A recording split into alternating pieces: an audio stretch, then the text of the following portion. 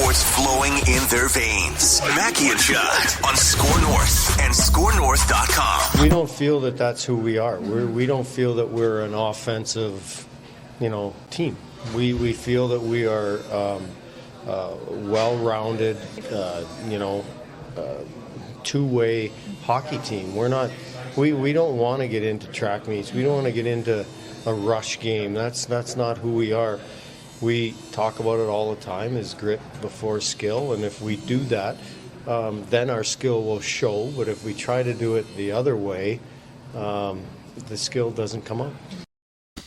Dino. Hey, Dean Evason, welcome in, Mackie and Judd. So you say to yourself, well, where's Phil? What happened to Phil? What's going on? Why just Judd and Declan? Yeah, he is taking care of some other company-related business, top secret, not in state. Would you call it a healthy scratch or a maintenance day? No, it's not maintenance because he's actually working. Right. So a maintenance day, you're not working. I would call it a healthy scratch. Healthy scratch. I would personally, and if you're an important person with the company, turn off the podcast or skip this part. Yeah. I would personally call it an unnecessary distraction. Oh, wow. But that's to me and you. All right. Well, we'll have to address the team, I think. I mean, I don't. After that. You know what? This is all of. I'm tired of this is very, very Suits-like to me. This day. Oh, yeah. Because he's taking care of other business. Yeah. I mean, not our business. No. Yeah. Not the viewer. No, your business. Right. No, I'm with you. This is very Suits-like. Yeah. Hefty buyouts could be coming. And then we don't want to be paying the piper for 5 years on that. So I think we need to call a Mackie and Judd players only meeting behind closed doors. I think we need to shut the door, and I think we need to address exactly why Phil is not here today. So anyway, Phil's not here today. I am here. Zolgad, Declan Goff, executive producing, but also stepping into very much right now the co-hosting role. And it's Monday, so it is time for, let's see, what do we do on Mondays? I don't ordinarily do this part. Oh, statements? Statements, is that correct? That's right. All right. As you can see, if you are consuming the show on YouTube right now, we are going to start with, and it's not Judd's hockey show, but it's the next best thing. Right. Wild statements. All right? So I'll start you off, Declan. Okay, hit me. My statement. That's more like it. That's my statement. That's that was more my statement. like I took your statement. That was my statement. I took your statement. There's more dissension. Closed door meeting now. Closed door meeting. Turn off the mics. We got to meet. That's more like it. Last night, the Wild kicks the, take your pick of adjectives, out of the Edmonton Oilers in Edmonton, 7-3 after what was an extremely, I thought, disappointing performance and loss, a 6-2 loss on Friday night to a very good Florida Panthers team. Now, I'm going to parse this apart just a little bit. Okay. The Oilers' goaltending and play last night was atrocious. They have played, like all teams now, a ton of games. So they did not play well. I get that. But in the Wild's defense for why this still was an impressive win, since Dave Tippett was fired and a guy by the name of Jay Woodcroft took over as the interim coach in Edmonton, they were 5-0. So this is their first loss with the new coach. This was impressive. That's more like it. Welcome back 2021-22 Wild, Declan Goff. Yeah, you literally verbatim on my prep sheet. Now that's more like it. That was going to be my initial but I didn't statement. Have the now. Yeah, that's right. I had the now. Go Huskies. I had the Huskies. Now, that's more like it. That's more like it. Clean that up. All right. They dropped back-to-back games, like you said, to the Panthers and Jets. 2 games in which the Wild scored first in those games. And the data usually says you score first. Typically, you win more hockey games. The Wild scored first in that Jets game. They scored first in that Panthers game. And both times, Minnesota still ended up falling. But they got back on track. That 7-3 ass-kicking over the Edmonton Oilers. Also, I'll just give you a new statement in my statement. Embrace the Kevin Fiala experience. Because last night, my number one guy, Kevin Fiala, 2 goals, an assist, 3 points. He was all over the ice. Very, very strong game from 22 Kevin Fiala. But in those 2 losses, to Winnipeg and to Florida, a -6 on the ice in those 2 games. No points. Got a little exposed. Got a little caught a couple times. Yeah, he's going to. But He's a streaky player, and what you saw last night against Edmonton, that's who Kevin Fiala is, man. Like, I thought the last two games kind of reminded me previously of this one, of who he was in those first, 20 games of the season when he was super snake-bitten, finding post and getting beat and just turning pucks over, but then he comes back and he has a dynamic performance like he does against the Edmonton Oilers, and you see, oh, wow, this is why this guy deserves a big payday. This is why you'd want to try to keep these guys because they're natural goal scorers. So my statement to you would also be embrace the Kevin Fiala experience. I feel that I do. I feel that I've embraced that for a long time now. Because, like, you've been on the Fiala train for I've been conducting it. A long, long time. Yep. And I feel like I have not pushed back much because he is who he is, and it's not going to change. And when he's at his best, especially now with Boldy, he's fantastic. Boldy. The thing about Friday, though, was, Dex, if I was to go through a list of problems I saw, and, keep in mind, the Panthers are really good. So that's a really good, that was a good test. And what really frustrated me about that entire game was the Wild, unlike the game in Florida where they got beat and pretty, I thought, soundly beat by the Panthers, in this game, they got off to a great start. Like, their start on Friday was fantastic. They looked great. They scored the first goal, and they didn't just score that goal on some like fluky shot. They were skating and physically engaged with the Panthers. Spurgeon sets up Kaprizov for just a great goal, and then the Panthers come back and score, and everything changed. It's like, what? Why is this? Like, you're too good for it to change on one goal. But if I was to put together a blame list, Fiala in that game would be way down that list because the blame list included, and he didn't cost them the game, but as we talked about, I think it was on Saturday's Judd hockey show, Cam Talbot did not play well at all. Bob made some spectacular saves. I would say Cam in that game, 0 spectacular saves. Jordy Ben, who fortunately got scratched last night, was awful. John Merrill made a pass that cost the Wild their first goal. Now, he didn't get help from teammates, but that was still an irresponsible, bad pass against a good team. The Hartman line was not good. The Hartman line, I don't think the Fiala line, Gaudreau and Boldy, I don't think that line was their worst line. They didn't do a lot, and Kaprizov did score on a power play, but the Hartman line 5-on-5 was terrible. So to defend your guy a bit, if I was to do a pie chart of blame for that loss to the Panthers, at best, he would have got a small slice. A lot more guys would have, to me, been given significant chunks of responsibility before I ever got to 22. Yeah, I think when you look at what Fiala brings, this is where Guerin faces a very tough decision on his future because he's now been basically a point-per-game player over the last 2 months, and he's scoring big-time goals, but then he can have kind of those frustrating games, which you saw against Florida and against Winnipeg, but you also that's who he is. He's a dynamic forward, and he's going to make those mistakes. Yeah, it's going to be a big payday. Big payday from somebody when he gets his next contract, at least the contract that might come up if he becomes UFA after 2022-23. All right, here's my next Wild-related statement, Declan Goff. Don't take mine this time. I don't think I am. I don't think I'm going to. Okay. In the doghouse. Oh. Welcome. Come on down, Nico Strum. Oh. Nico Strum, a healthy scratch last night, and unfortunately for him, I know where you're going. So Bukestad came back. So the line was Duhaime on the left wing. Yep. Dewar was the center. Phenomenal. He was. Bukestad on the right wing, and that line accounted for 2 goals and was a combined +7 in the win. Oh, yeah. Nico Sturm might struggle to get back in. Now, the one thing he's got going for him is this. He is, I think, statistically still, percentage-wise, their best face-off guy. Like, he's been on for crucial... He's been on for draws this year that you ordinarily would like to throw out your top-line guy for. Yeah. But I think, at least the last time I looked, And the last time I looked as a team, the Wild was 23rd in the league in face-off win percentage, which is not great. And they definitely, I think they lost, I think it was 64% to 36% on draws last night. But the one thing that might get Sturm back in is his ability on draws. But a guy that a year ago we talked about extensively at that time possibly to move up to a third or second line role, found himself eating popcorn in the press box in Edmonton last night. Yeah.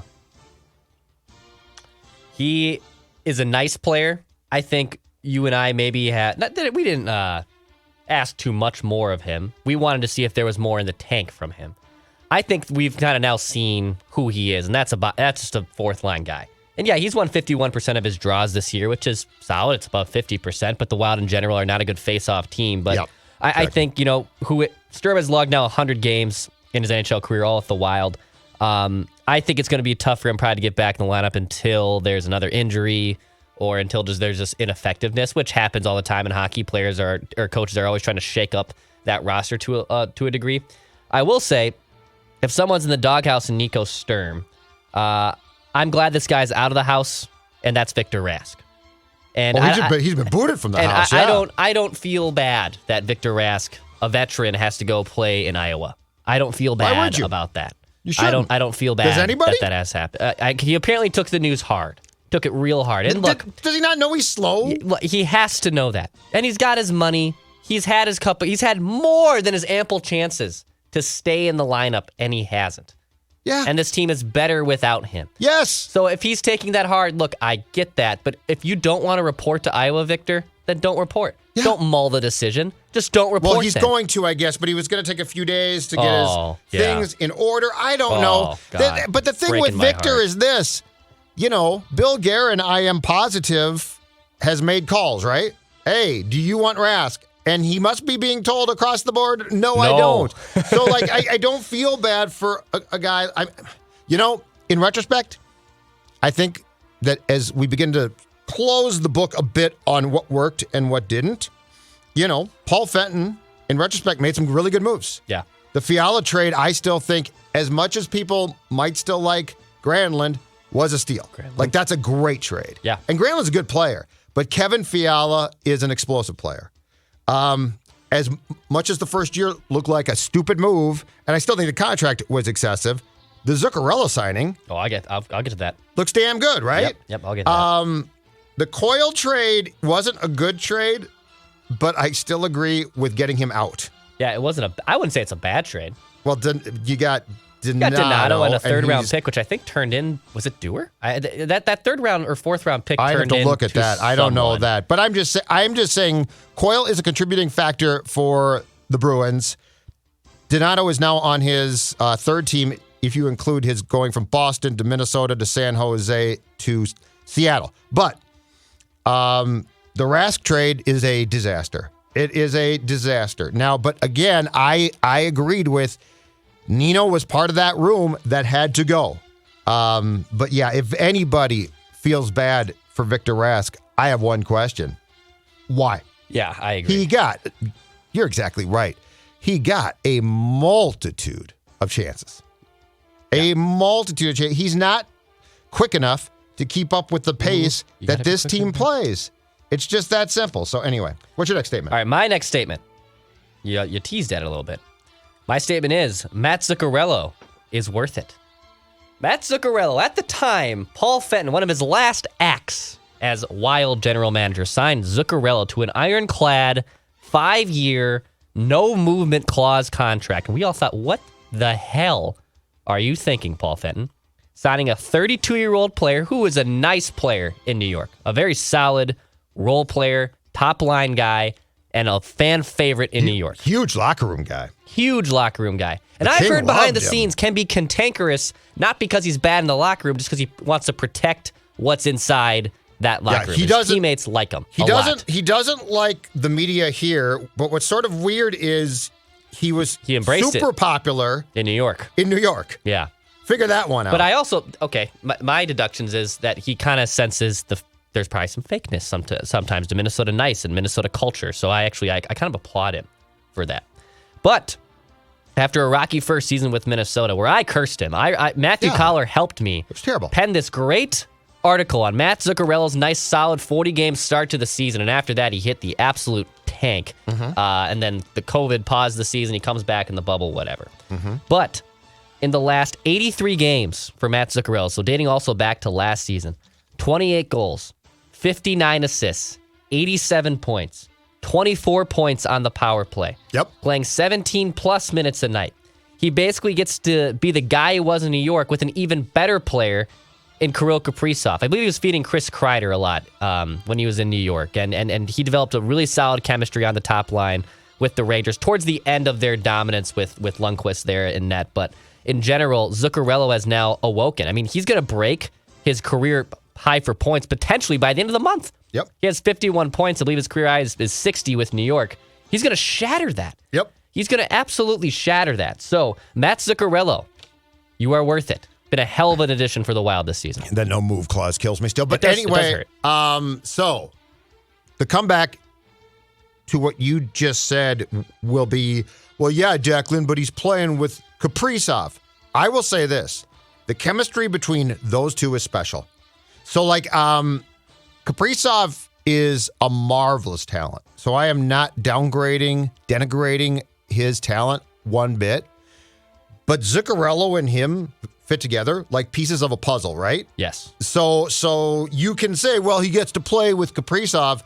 I would say not everybody can feed off and work with a guy like Kaprizov like Mats does. Different positions, but look when they put Ek there. It didn't fit. It didn't fit. And that doesn't mean that Ek is a bad player by any means, because Ek's a very important role player for the Wild. But I agree. If you just watch them play together, you can absolutely see the chemistry between the two on the ice. And in general, those two have been a godsend on the top line. No matter kind of Ryan Hartman's kind of honestly found his good home there, and good for him to find and kind of help wake up that entire line. But Zuccarello and Kaprizov this year have insane chemistry, and Zuccarello's got that long twig, man. I mean, he's got that extra long stick. Hockey. And he's been able to do a lot, and even just kind of pulling up what they've been able to do on the ice this season together, and even going back to last season, Kaprizov and Zuccarello just continue to outpace teams and outchance teams and score more goals than they're allowing. They are two very dynamic players when together on the ice. Absolutely. And, if you look at this, Kaprizov and Mats and Boldy and Fiala have special connections. It just works. And I would argue that you could not just transplant them around and find that type of success on a consistent basis. And just think about how different Kevin was before Boldy got here. Yeah. Just think about he would try and create, and he would still do some good things. But his life and his game looks so much smoother and easier now. Yeah. Kirill and Zuccarello on the ice together, a plus 50. Wow. They're 97 goals for, 47 goals against since they were put together Paul Fenton, baby. Paul Fenton and Gerson Rosas. Executives Where'd you of the go? year. Where did you go? All right. Here's my next statement. Let him play. Let him play is my statement. And I am talking about Calen Addison. Who now needs to play. We politicked for this last time, and we're told Jordy Ben is playing incredibly well. You guys don't see what we see.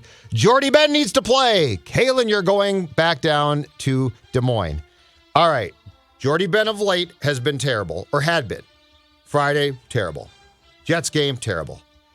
Calen recalled, goes on the trip, slots in with Merrill last night. So we get Goligoski now repaired with Spurgeon.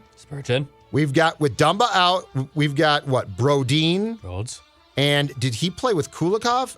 And then Merrill played with Addison. And guess what? All of a sudden that decor looked a little smoother, didn't it? Yeah. Looked a little bit less frantic. I believe it was in the third period of the Panthers game. They finally started to bench Ben at times. And I think they were throwing Spurgeon back out there in the third period on Friday with Brodin. But the point being is, let's be done with this nonsense of, well, you don't understand the veteran presence that Jordy Ben brings. Calen Addison is going to make mistakes. But number one, I believe he is prepared to play here. I really do believe that. And number two, it's also part of the Rask thing. Jordy Ben can't play at pace. Merrill can. I don't think by a lot, but I think he can. Kulikov definitely can, right? But when you're going to play like the Wild wants to play, which we all think's fabulous, like it is I am not advocating for trapping or that BS crap, right? But when you're going to play the style that they're going to play, the reality is the Dewars, Addisons fit in. And so let him play until Dumba is back.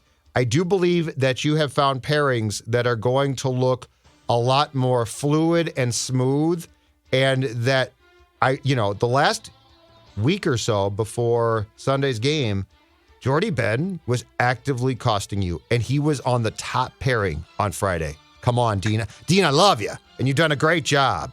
But Jordy Ben on the top pairing, Yeah. Sorry. And look, Jordy Ben was a nice soldier for a little bit there. When he got called in earlier this season, he played, okay. It wasn't Stabilize things, Declan. You bite your tongue. Yeah. He is a veteran presence. Presence. He was all right. I will say, got that. I like this to kind of piggyback off your saying statement of letting them play. I've liked the carousel that they've rolled with Talbot and Kahkonen not having to get burnt out. But I think the tides are starting to turn a little bit towards trusting Kaapo.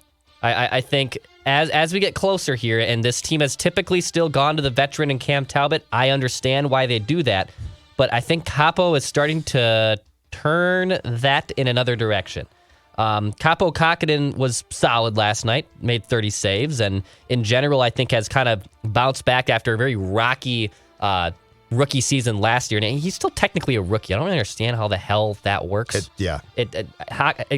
Another reason why hockey's really weird. I don't understand how he can still classify as a rookie, but he gets wins, and in general, he's made significant improvements across the board. I mean, this year, in even strength situation, he has a .927 save percentage, so 5-on-5. He's been damn good. On the power play, his save percentage has increased. His high danger numbers, he's still allowing goals in high danger areas, which that's hard to stop. There's a reason they're called high danger chances. But in general, I think the tides are starting to turn a little bit, and I can see why this team ends up maybe trusting Kaapo Kahkonen in the long term more than they do Cam Talbot. Now, we had the same exact conversation during a stretch where Talbot was, I believe, hurt last year, and Kaapo, there was like a 10-game. Yeah. He won like 10 consecutive starts. And we had this exact conversation. I believe the headline was at that time, if the playoffs started now, you ride with Kaapo. And then Talbot came back, and Kaapo still played, and he tailed off. So I want to see if Kaapo can continue this. But you know what? Heck, that leads to my next look at statement. This. I'm going to bring it. I'm going to bring it from Judd's hockey show on Saturday to the Mackey and Judd platform right now. My statement is this: let the flower thrive. Let the flower grow. As discussed on JHS on Saturday, the Wild might want to give consideration, and this was thrown out by us, but it also has been thrown out by greater hockey minds than ours. Oh, yes. They might want to call up the Blackhawks and at least make an inquiry on, and I know he's old, 37-year-old goaltender Marc Andre-Fleury, the guy that in 7 games with the Golden Knights last year beat you in the first round. Because, Declan, as you have, and I credit you completely for this, for a long time have said, Cam Talbot's traditional stats and also advanced stats have not been kind. The Wild, Guerin, Evason, us have been like, yeah, but he makes key saves at big times. The Florida game scared me. The Jets game scared me. And if it was a sample size of 2 games, I'd say, yeah, but who cares? It's 2 games. But to go backtrack on what you have said is it's not 2 games. It's sort of been a lot of us, including especially me, ignoring the stats. And at times, we probably put too much weight in stats. But at times, we can't ignore them. I don't know that I could go into a playoff series in 2022 with the goals that the Wild should have, Declan, and trust Kaapo. Therefore, I think And we are right now 1 month out exactly, today, a month from now, March 21st, 3 o'clock, I believe, or 2 o'clock Central, the trade deadline will hit, that you might want to explore upping your goaltending, because I don't know if we can continue to bury our head in the sand when it comes to Cam Talbot. Yeah, this is interesting, because I think Marc Andre-Fleury would be awesome. I really think... Some people hate this too. Oh, yeah. We've gotten some pushback. Feedback. I've seen that as well. And look, Fleury, is he at his peak what he was even in Vegas? No, I don't think he's the same goalie, but he's a veteran, and he's someone that has been there and done that before. And I have more trust of what Marc Andre-Fleury has done than the question marks of what Kaapo Kahkonen is still providing. Now, the problem is, does Chicago want to trade him in the division, which I don't think they care about, but let's just explore that. Let's parse that out. What do they want back? Because if they trade him to Edmonton, they probably wouldn't be asking for as much. Edmonton's going to come and calling for him because they need him. Yes. Edmonton, Washington. Who else did I float out there? Edmonton is in probably. Washington is in. Oh, I saw potentially Pittsburgh. Now that Jari's been great, but behind him, I think the thought in Pittsburgh is bring him back, and if Jari struggles in the playoffs or gets hurt, that the Flower could step in for him. But here's my thought, Dex. I don't think the asking price from a division rival for Fleury is going to be that much more, because he is a true rental. So, he's not going to, with the next 3 years of the cap hell that the Wild's about to go into, I don't think that he's going to come back here. So, this would be almost certainly a true rental for the rest of the season and playoffs. Now, what would they want? My guess is they would want Kaapo back, not Talbot, Kaapo. They would want probably a high draft pick. Now, I don't know if that's a first-round pick or a second-round pick. And if they don't get a high draft pick, a prospect. I don't think you're going to give them much more than that, though, for a guy who is Fleury's age, expiring contract, and is probably going to be done here after the playoffs conclude. So my guess is it's doable. The question is, do you think that he could step in and start and be successful in a playoff run? And I just know that I have now become actively concerned about Talbot, and I don't know that it's fair to start the playoffs and tell Kaapo, because the expectations are high now. This is not a let's make a cute run. This is the next 3 years are difficult. I believe the Wild at the deadline this year, cap wise, are going to spike up to the ability to add as much as $13 million. That's a fairly big number. That's not going to be the case for the next 3 years. So we're talking about expectations of a playoff run. That's why I do think that if it's not the Flower, you at least have to give some thought in the back of your mind a month from now to saying, do we need to solidify our goaltending? It would be a damn shame to see this season go down the drain because of bad goals. I agree. And you can't waste this opportunity, because you don't know what's guaranteed. Yeah. And in general, Marc Andre-Fleury will provide you some stability. And Fleury has, he helped the Penguins to a cup in 2017. Murray was the guy to clinch the cup in Game 6 against the Predators. But they kind of used a flip-flop system. Both Murray and Fleury played almost a split amount of games into that season. Because I got some pushback. He really only won Pittsburgh one Stanley Cup, even though he's been to 4. Right. But he also helped Vegas get there. I mean, look, that might be the model. Vegas, who took him as the number one pick in their expansion draft, and put all these misfits together, and Vegas makes this miraculous run to the cup in their first year. They do not get there without Fleury. Yes. And this is not the same as Vegas, obviously, but this is a new Wild team. And I think someone like Fleury coming into this room, that's where I think Guerin has more trust that Marc Andre-Fleury, if you put him into the locker room, would add even more value than what Claude Giroux or any forward, name who it is, to that locker room. Marc Andre-Fleury is not going to be a negative impact on a room. No, it'd be great. And the price, not the same. There's no way. What do you think? Is a second or a third round pick? I would say Kahkonen and a high draft pick or a good but not great prospect. Do you think they could even give up Talbot? Do you think because Chicago could be like, look, we just need someone here, and Talbot's under contract. But I'd rather season. have Kaapo because then he's young. Like if I've got Talbot, Chicago's still trying to get back up the mountain. I'd prefer a young guy who I think is good as opposed to an old guy where I know what he can do and more importantly can't do. Sure. But I'm just saying, so Guerin won a cup with Fleury as a player when he got traded to Pittsburgh. And then I think he saw him they won 2 more cups when Guerin was assistant GM / executive. Yep. I'm putting it out there now, and this is not Cam Talbot hate, okay? This is not hate.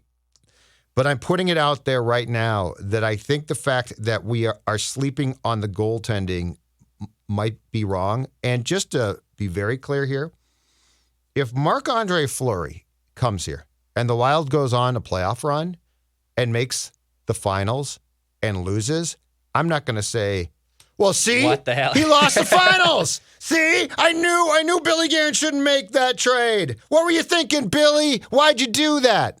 So my point is, I want a goaltender who gives you the best chance at a playoff run. Yep. I'm not assuring a Stanley Cup. You can't know that. But what I would like is, the last thing I want in the world for this team, because they've worked their asses off, okay? And they're good. The last thing I want is to see in the first round Binnington or Husso for the Blues stand on his ever-loving head and Talbot allow some questionable goals, okay? That's the last thing. You know as well as I do, when you get to the playoffs, good goaltending, don't cut it. You need at times great goaltending. Yeah. And I'm tired. And, it would be really disappointing if you took the Blues to 7 games and said, well, Talbot was pretty good, not bad, but Binnington was great, right? Sick of that. Sick of that crap. I want somebody here who I think gives me a shot. And your locker room point about Fleury is spot on. He is beloved in this league. He is beloved. And anybody that you trade for who's going to take on an important role, Declan, anybody, has to be considered an upgrade both as a player and a person who can immediately step in with credibility. Yeah. Fleury's got that. He does. Fleury's got that. That's why I don't want to, don't go get, we got a goaltender who might help us. No. You screw with chemistry by basically saying, we think that this guy's good. Yeah, this guy's going to help us, I think. And players are like, really? Yeah. If you are going to demote Gaudreau and say, you know what, Frederick, great job, but we got this guy, it can't be, to use my favorite term, a slappy. Yeah. And the rest of the room's like, what? Freddie lost his job to this guy? It's got to be it's Claude Giroux. Mm-hmm. Okay, cool. I get that. Can I give you one more? Sure. Because this is... You got another one, huh? This is, yes, also related to the Wild. And the statement is just this. God bless Dean. Did you see his entire quote about the fact that it appears that not specifically, but it appears that there might have been some chirping a little bit internally about the fact that he pulled Talbot early on Friday. He pulled him with like 10:30 left on a power play, and they immediately scored 10 seconds after that, put Talbot back in, but then he pulled him with 7-something left again, down by like 2 goals. And ultimately, before the third period was done, they gave up 2 empty net goals, which of course comes back to bite guys statistically because it's a minus. It's a minus. You got a minus. So let me read to you from the Star Tribune, Sarah McClellan's piece today. Let me read to you Dean Evason's quotes about that.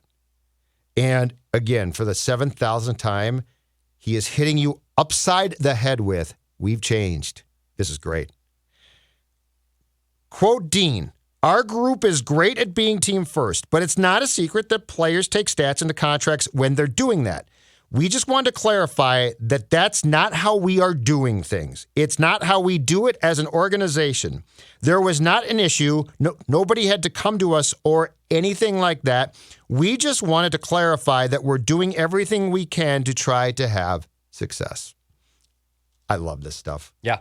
I love the quote that basically says, anyone who was here in the past, because you know who would have been in that office first.